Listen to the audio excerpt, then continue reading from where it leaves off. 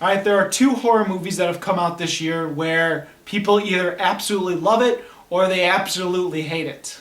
The Visit is one of them, and now Crimson Peak has come out and many people either absolutely love it or they think it's the most boring horror movie they've ever seen. Guess what, people? For me, I'm in the loved it group. I absolutely loved Crimson Peak.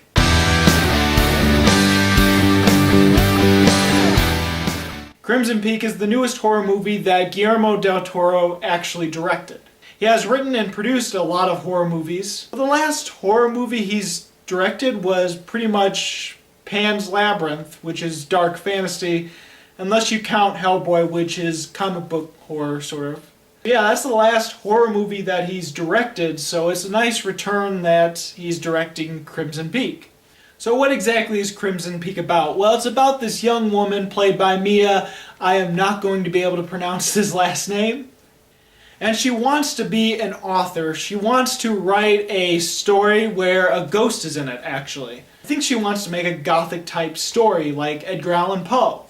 But because she's a woman author, some of the people are like, okay, maybe you should make a romance book instead because you're a woman.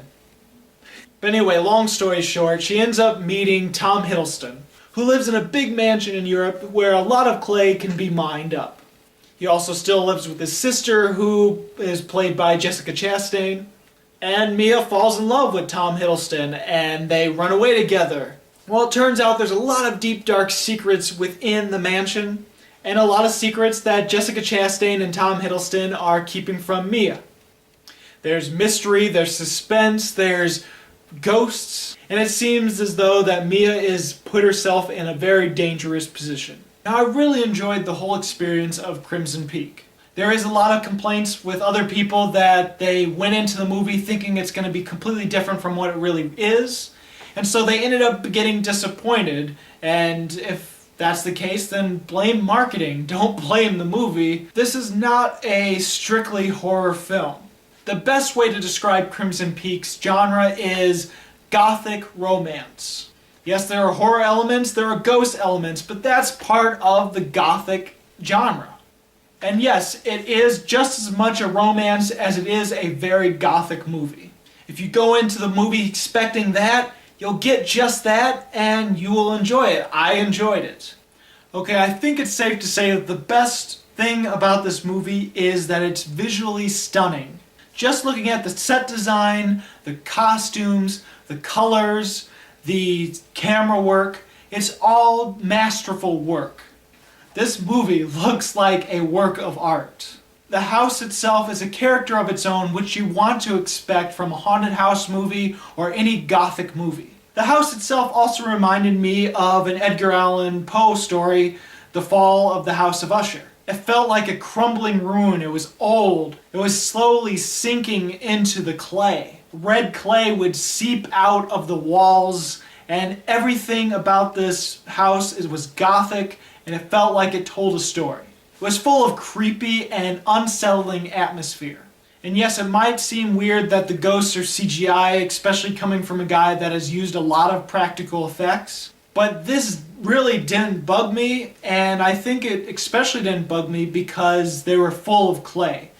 Now, the clay itself almost looks a little cartoony and very CGI-ish, but the fact that they were covered in the clay, the ghosts themselves, almost made me feel like it was right because, first of all, it needed to be that color.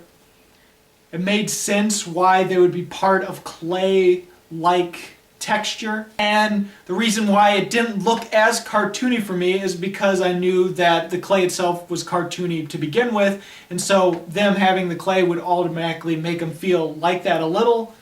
So in a way, it really didn't bother me at all. I don't know why. I love the design of the ghosts, though. They're very creepy. Each ghost seems to represent exactly what they were supposed to be for this movie.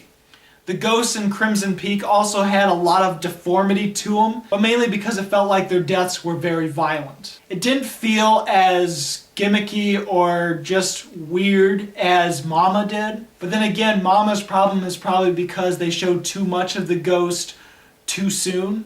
But for Crimson Peak, it just really works. Now, I know a few people that really didn't like the dialogue in this movie.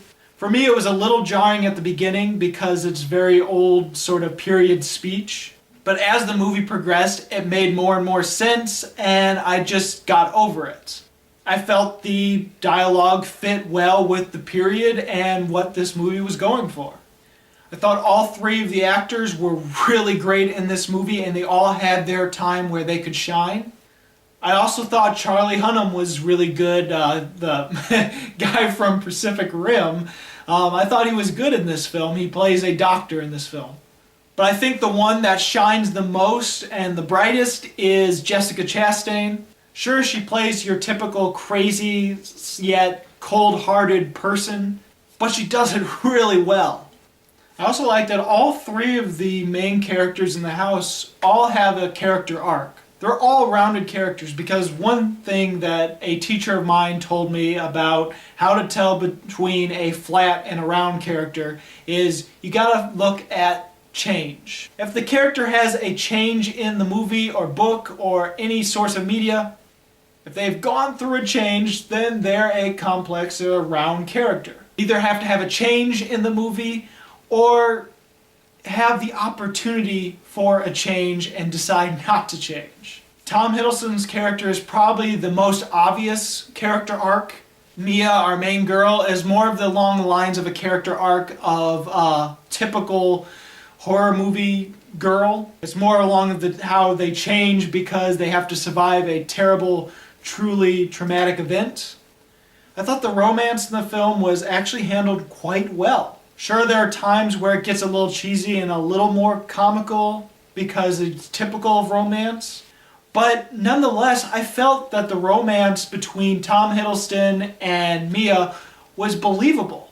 I felt by the end of the movie they had a true chemistry, and I liked it. Now let's talk about the ghosts in this film, because I think that's the element of the movie that a lot of people are disappointed with. I think a lot of people are complaining that there's not enough of the ghosts, or the ghosts are just not like the main villain of the movie, so it feels like they're meaningless to the movie. But bear in mind, towards the beginning of the movie, our main girl is writing a book that has a ghost in it, and she's explaining to the editor that it's just a manifestation of the past, or it just is a symbol for past. And if you remember that, then you think, oh, that might be the movie's way of telling us that the ghosts are just a symbolism to past. You'd be quite right. It's like a symbolism to the history of the house. In all honesty, the ghosts are mainly in this movie as a warning. They help flesh out the past of the mansion, the other characters' past, while adding a little bit of horror to this Gothic movie. In all honesty, that's what a lot of Gothic novels and Gothic short stories were like. And Crimson Peak is just like that. And to say that the ghosts add nothing to the movie is honestly quite ridiculous. I feel there are a lot of things that people are going to consider cliche and terrible are really just nods to Gothic novels and older horror movies. I mean older like in really old, like before 70s. And by the end, the whole mystery doesn't really feel too much like a big twist or a big mystery. It's like you figured this out way before our main character does. But I never felt like this movie was truly a mystery. It was a movie that was trying to tell the story of three different people. And unfortunately, by doing that, they give away a little too much to the audience, but I never felt like that was a big flaw to the movie. For me, it made the other characters interesting. It made me think, okay, they obviously have some bad intentions to our main girl. I'm not sure what it is. I can kind of guess it.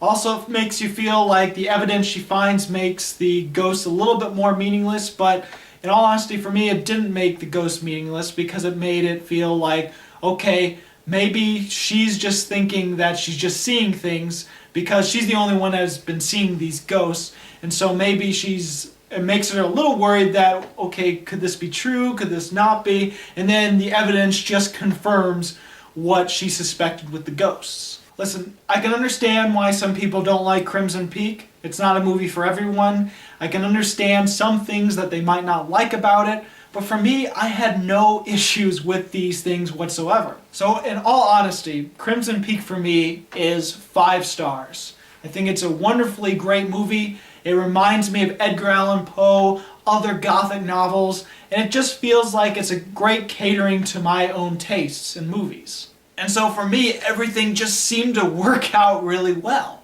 So, have you seen Crimson Peak? What did you think about it? Go ahead and comment. If you haven't seen Crimson Peak, what is your favorite Gothic horror movie?